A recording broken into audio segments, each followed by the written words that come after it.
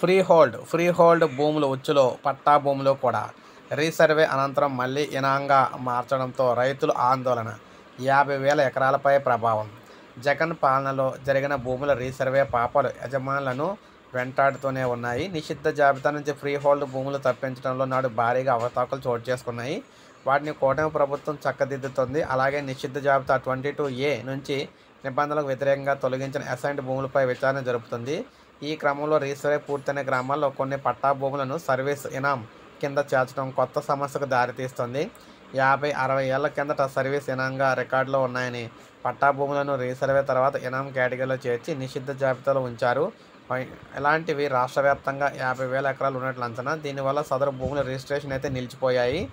ఇక బాధితుల గగ్గోలు. ప్రకాశం జిల్లా ఉలిచి గ్రామంలో కొన్ని భూములు పూర్వం ఇనాంగా ఉండేవి. ఆ తర్వాత ప్రభుత్వం రైతువారీ పట్టాలు ఇవ్వడంతో అవి పట్టా భూములు అయ్యాయి. ఈ గ్రామంలో 2023లో రీసర్వే పూర్తయ్యాక ఈ భూముల నేపథ్యం రెవెన్యూ పూర్వ రికార్డులో ఇనాంగా ఉందని వాటిని నిషిద్ధ జాబితా నుంచి అక్రమంగా తప్పించారని జాబితాలో చేర్చారు. దీంతో వీటి రిజిస్ట్రేషన్లు అయితే నిలిచిపోయాయి. ఒంగోలు డివిజన్లో 1,365, కనిగిరి డివిజన్లో 3,757, మార్కాపురంలో 4,400 ఎకరాలు క్రయ విక్రయాలు స్తంభించాయి. బాధితుల విజ్ఞప్తి మేరకు తహసీల్దార్ ఈ విషయాన్ని జిల్లా అధికారుల దృష్టికి తీసుకెళ్లారు. అవి ఇవి ఒకటే అంటే ఎలా? పేదలకు పంపిణీ చేసి 20 ఏళ్లు దాటిన అసైన్డ్ భూములపై వారికి యాజమాన్య హక్కులు ఫ్రీ హోల్డ్ కల్పిస్తామని వైకాపా ప్రభుత్వం ప్రకటించింది. తప్పించిన అసైన్డ్ భూముల్లో 2,86,000 చిల్లర ఎకరాలకు అసలు రికార్డు లేవని గుర్తించారనమాట. చుక్కల భూముల్లో 17,900 ఎకరాలను అసైన్డ్ కేటగిరీలో తప్పించారు. 28,000 ఎకరాలు జాప్యం.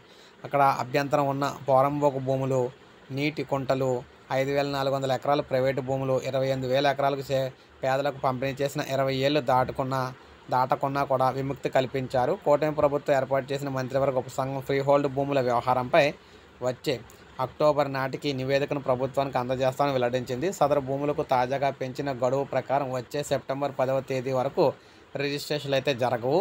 ఇనాం ఇతర పట్టా భూముల రిజిస్ట్రేషన్ కొనసాగింపుపై కూటమి ప్రభుత్వం పునఃపరిశీలన అయితే చేయాల్సి అయితే ఉందన్నమాట. సో ఈ విధంగానే మొత్తంగా జమీందారీ వ్యవస్థ రద్దయిన ఇనాం భూములకు రైతువారీ పట్టాలు అయితే వచ్చాయి. కిరణ్ కుమార్ రెడ్డి సీఎంగా ఉన్నప్పుడు ఇనాం చట్టానికి సవరణ చేశారు. చట్టంలో 1956 నుంచి జరిగిన లావాదేవీలకు వర్తింపజేసే క్రమంలో ఒకచోట ప్రాస్పెక్టివ్స్కు బదులు రెట్రాస్పెక్టివ్ అని పేర్కొన్నారు. దీంతో రాష్ట్రంలో 25,000 ఎకరాల నిషిద్ధ జాబితాలోకి వెళ్ళాయి.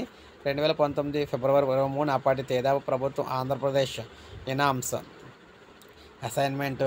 అమెండ్మెంట్ ఆర్డినెన్స్ని అయితే తెచ్చింది. దీని ప్రకారం 1957 నుంచి 2013 మధ్య ఇచ్చిన పట్టాలు చెల్లుబాటు కావాల్సి ఉండగా ఆ తర్వాత అధికారంలోకి వచ్చిన వైకాపా ప్రభుత్వం సానుకూల చర్యలు తీసుకోకపోవడంతో సమస్య అలాగే ఉండిపోయిందనమాట. సో ఏది ఏమైనా మనకు అక్టోబర్ వరకు వేచి చూడాలన్నమాట ఈ ఫ్రీ హోల్డ్ భూములకు సంబంధించి. సో ఇది అప్డేట్. ఒక లైక్ చేయండి, సబ్స్క్రైబ్ చేసుకోండి, మన ఛానల్ సబ్స్క్రైబ్